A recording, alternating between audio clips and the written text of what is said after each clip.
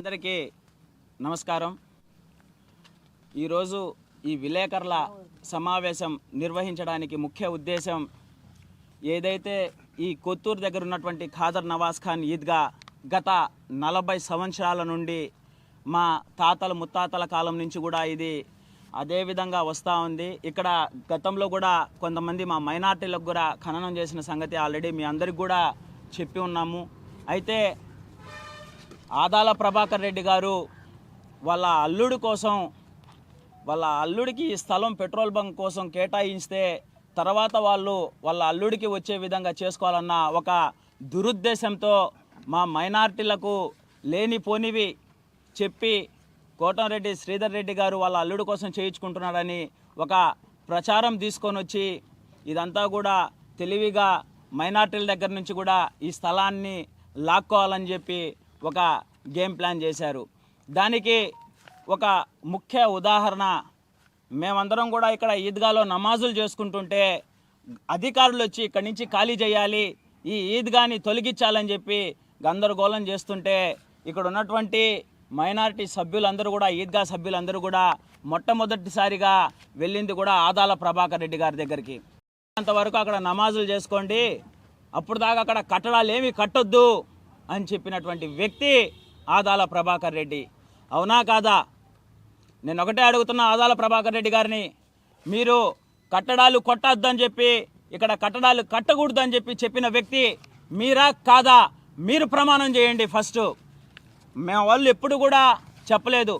మీకన్నా ముందు కోటంరెడ్డి శ్రీధర్ రెడ్డి గారి దగ్గరికి మేమంతా కూడా మేము తెలియపరిచిన వెంటనే మీకు ఏదైనా కానీ అండగా నేనున్నాను, మీకు అండగా ఎవరైనా అక్కడికి వస్తే ఇబ్బంది పెట్టడానికి వస్తే ముందు నేనుంటానని చెప్పి మాకు భుజం తట్టి మా మైనార్టీల వెనకాల నిలబడి ఈరోజు ఈద్గా నిలబడిందంటే కోటంరెడ్డి శ్రీధర్ రెడ్డి గారి దయ వల్ల.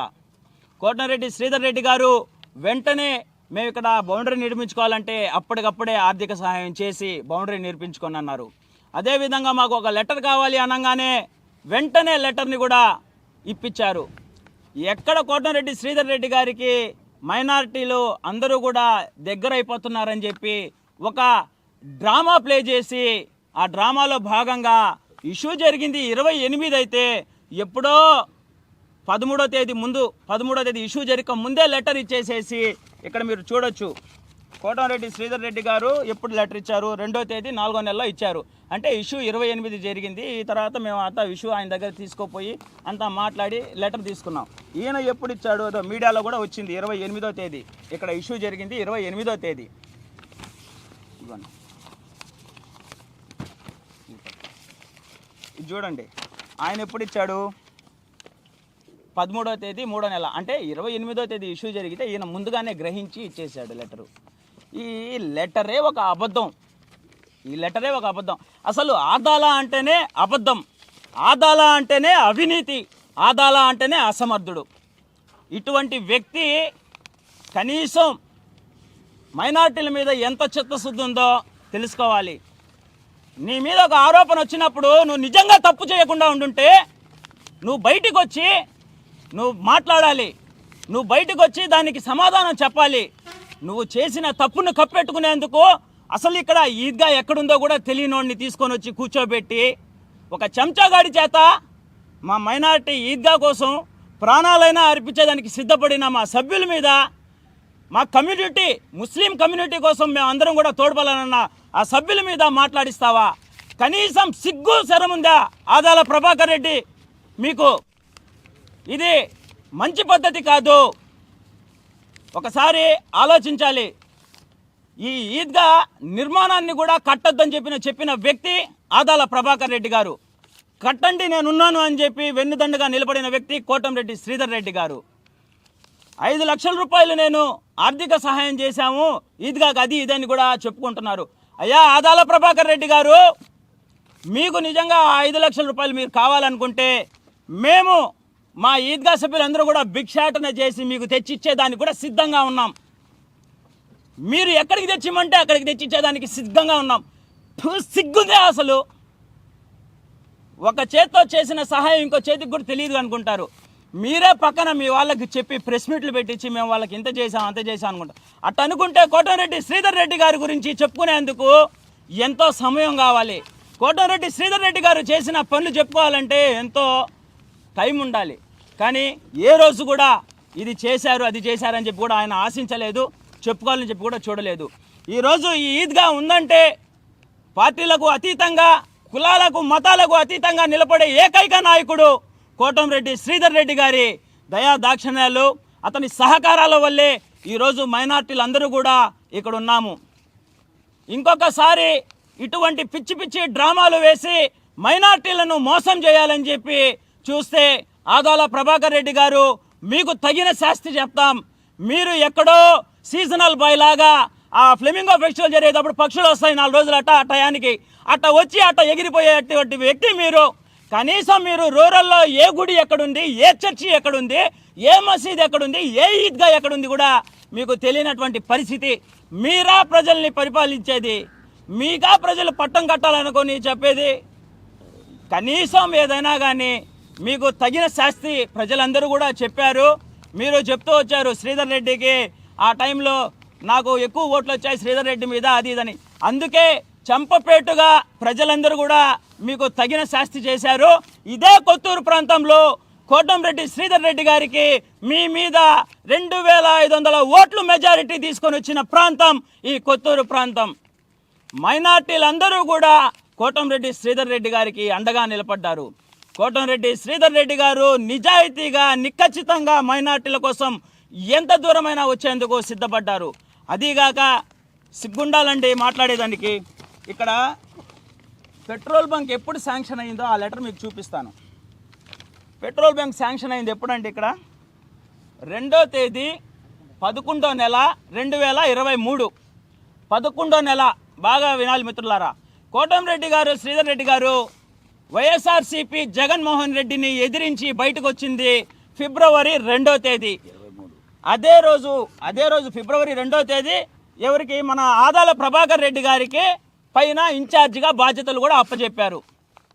బాధ్యతలు అప్పచెప్పి బయటకు వచ్చిన తర్వాత 11వ నెలకి 2వ నెలకి ఎంత తేడా ఉంది? దాదాపు 9 నెలల తేడా ఉంది. కనీసం శ్రీధర్ రెడ్డి గారి మాట ఆ టైంలో కానిస్టేబుల్ కూడా వినే పరిస్థితి లేదు. కనీసం ఆయన ఫోన్ కూడా ఎత్తే పరిస్థితులు లేవు.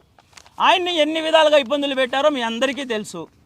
ఆ సమయంలో ఇక్కడ పెట్రోల్ బంక్ కోసం శాంక్షన్ చేయించి కోటమిరెడ్డి శ్రీధర్ రెడ్డి గారు శాంక్షన్ చేయించారు. కోటమిరెడ్డి శ్రీధర్ రెడ్డి గారికి ఎమ్మెల్యే గారికి తెలియకుండా ఏమి జరగద్ది అని చెప్పి కోటమిరెడ్డి శ్రీధర్ రెడ్డి గారి మీద ఉన్నవి లేనివి చెప్పి మైనార్టీలని దూరం చేయాలని చెప్పి చూసే పరిస్థితి. మీరు కాదు కదా మీ తాతలు ముత్తాతలు వచ్చినా కూడా మైనార్టీలని కోటమిరెడ్డి శ్రీధర్ రెడ్డి దగ్గర నుంచి దూరం చేసే పరిస్థితులు ఉండవు. మైనార్టీల ఆత్మబంధువు కోటమిరెడ్డి శ్రీధర్ రెడ్డి గారు. ఒకటే చెప్తున్నాం, ఇటువంటి ఫ్రాడ్ పనులు, ఇటువంటి చీటింగ్ పనులు, ఇటువంటి డూప్ షాట్లు, డ్రామాలు మళ్ళీ మైనార్టీలకి అంటించకూడదని చెప్పి మైనార్టీల మీద ఇలాంటి డూపులు డ్రామాలు చూస్తే ఎవరు సహించబోరని చెప్పి కూడా హెచ్చరిస్తున్నాం. ఇంకొకటి, ఈ చెంచాగాళ్ల చేత వాళ్ళ చేత పెట్టించి మాట్లాడిన వాళ్ళ పరిస్థితి అదయింది, మాట్లాడిన వాళ్ళ పరిస్థితి ఇదయింది అని చెప్పి భయపెట్టడానికి చూస్తే ఈ ఈద్గా కోసం ప్రాణాలు ఇవ్వడానికి కూడా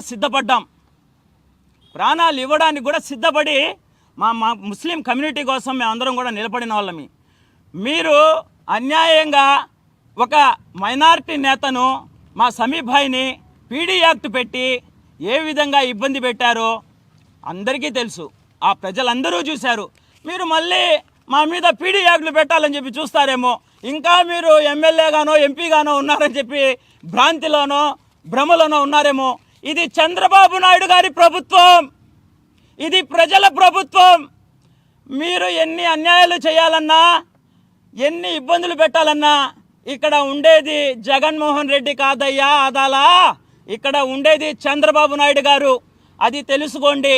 ఇక్కడ లోకల్గా ఉన్న లోకల్ ఎమ్మెల్యే మా ఎమ్మెల్యే కోటమిరెడ్డి శ్రీధర్ రెడ్డి గారు. అది గుర్తుపెట్టుకొని మాట్లాడండి. పిచ్చి మాటలు, పిచ్చి వాళ్ళతో మాట్లాడిస్తే మాత్రం మిమ్మల్ని అడ్డుకుంటాం. నెల్లూరు జిల్లాలో కూడా మీరు తిరిగే పరిస్థితి ఉందని కూడా మా మైనార్టీలు అందరూ కూడా హెచ్చరిస్తున్నాం.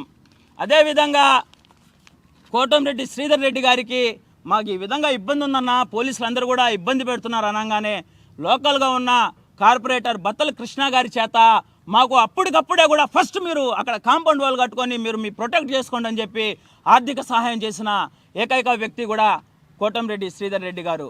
ఈ విషయాన్ని ప్రజలందరికీ కూడా తెలియపరచాలి, మైనార్టీలందరికీ కూడా తెలియపరచాలి. మైనార్టీల కోసం నిలబడే నాయకుడు ఎవరు, మైనార్టీలకు వెన్నుపోటు పొడిచే నాయకుడు ఎవరు అనేది కూడా ప్రజలకు తెలియాలి. అందుకోసంగానే ఈ మీడియా సమావేశం మా మైనార్టీ నేతలంతా కూడా లోకల్గా ఉన్న మైనార్టీ నాయకులందరూ కూడా ఈరోజు విలేకరుల సమావేశం నిర్వహించేదానికి ముఖ్య కారణం కూడా ఇదే అని చెప్పి మీ అందరికీ తెలియజేసుకుంటున్నాను.